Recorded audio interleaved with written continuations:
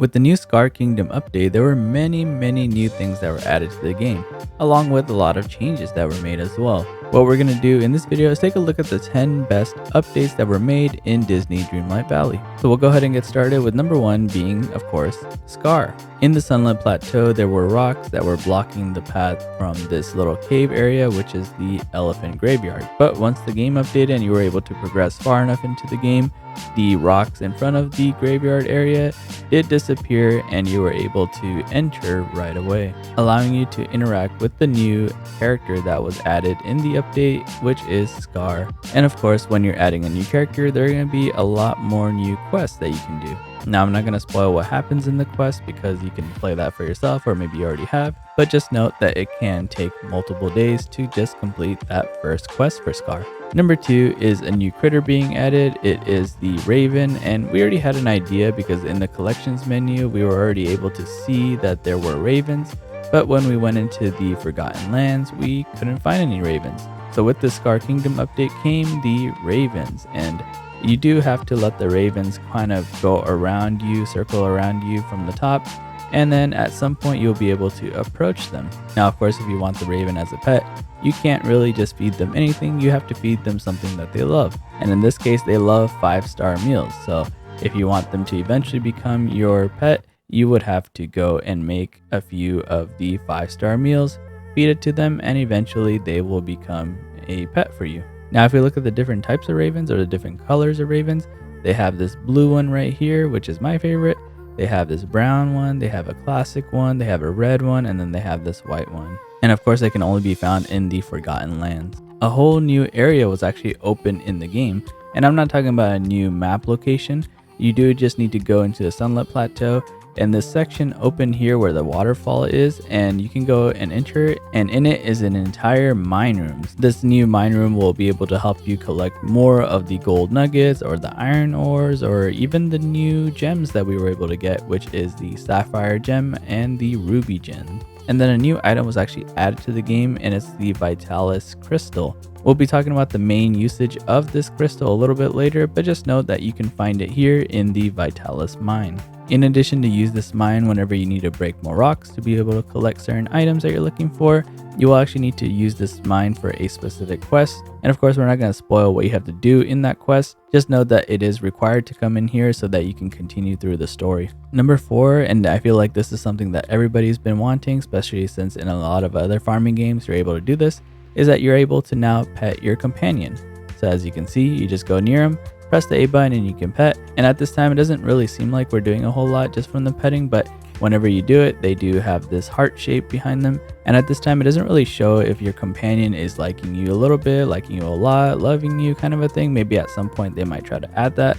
But yeah, the petting feature just really does a little animation, but there's not a whole lot to it at this time, but it's a nice addition for us. Another feature that was added, and it's more for visual purposes, is that if you go inside of rooms or stores or whatever, you can actually get the reflection now. So you can see the sun is reflecting inside of the rooms, as well as now you can look outside and you could kind of see a little bit of the outside world. So you can see like trees and whatnot.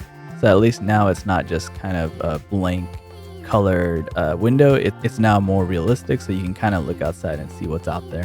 For this next update, I feel like majority of us, if not all of us, are actually happy about, and this is that Donald Duck's tantrum has been decreased. So it used to be maybe somewhere from 6 to 10 seconds. Now it's maybe closer to like 2 to 3 seconds. He definitely still does this throughout the day in random times, but it has been decreased quite significantly, so maybe it won't bother you as much. But we'll see if this is tolerable or not. Gameloft didn't mention that they decreased the number of times he does his tantrum, so that might still be the same as before.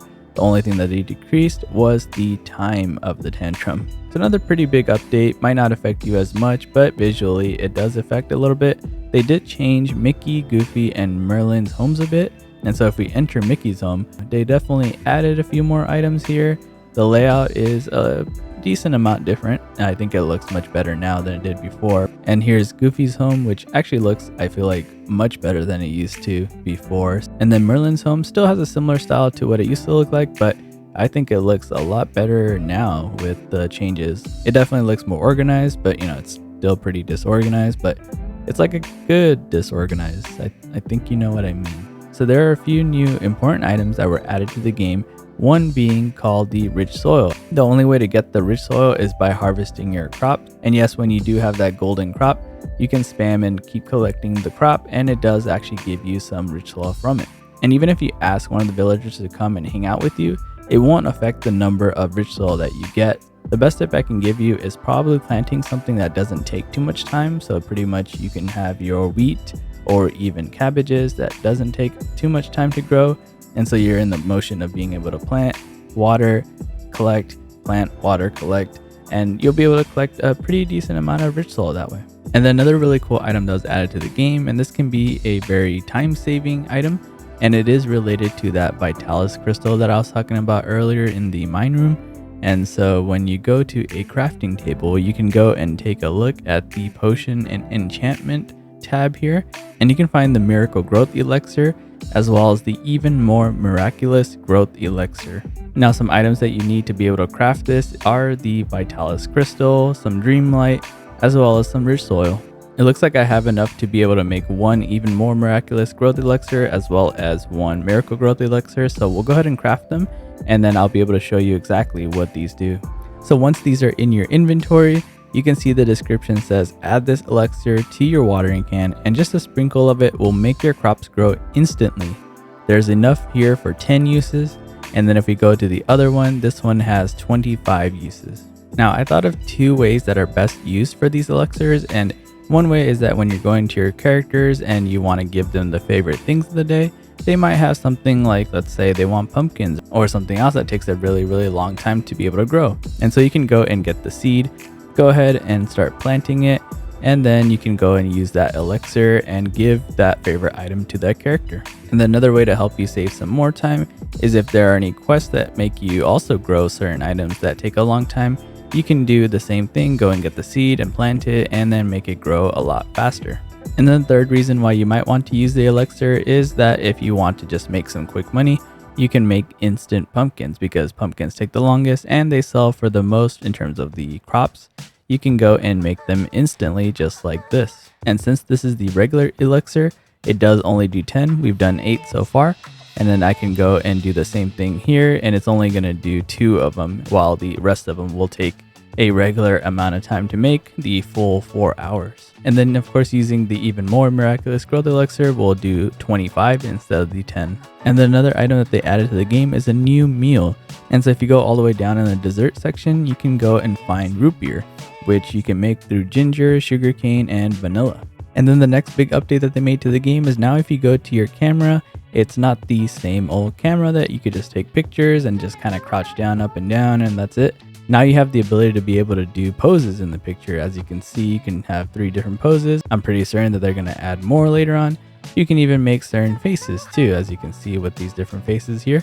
And then you have the ability to be able to add different filters to the picture now, as well as some backgrounds. This was a nice little addition to be able to make more customized photos, and I'm sure they're still going to do more work on it and be able to do even more with pictures. Alright, so the 10th and last update I wanted to go over are some of the new duties that we got, as well as the new event. Alright, so if we start off at the duties, if you go down to the village section, you can see some of the new duties that they added. It's going to have this jack-o'-lantern kind of symbol to it, and all of those are the new ones for the Halloween update. There are a total of 5 new duties, and you can get 7 items in total from them.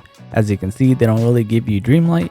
You get 1 present or 1 item out of them, except for the Sugar Rush one, which has 3 different sections to it, and so you get 3 items out of it. Some of the duties actually require you to go around your plaza and collect some of the candy baskets that are around there. These candy baskets will give you a certain amount of candy of that color, and they will actually help you complete some of the duties. And then when it comes to the event, it is called the Villain Star Path event. And it's a mixture of course, villains and then also kind of a Halloween style to it. And so you get a mixture of items from both categories. They have really cool items like certain things that you can wear, as well as physical items that you can put around your entire village area or your home. And then they have your regular motifs that are really cool. And if you want a detailed look of each of these items, check out this video right here where we go through all of these items in detail, so you can see if you actually want that item or you want to skip on it. Thanks so much for watching this video. Hope you guys enjoyed it. Hit that subscribe button if you want to see more videos in the future, and then hit that like button if you want to help me support this video. And I'll see you in the next one. Take care.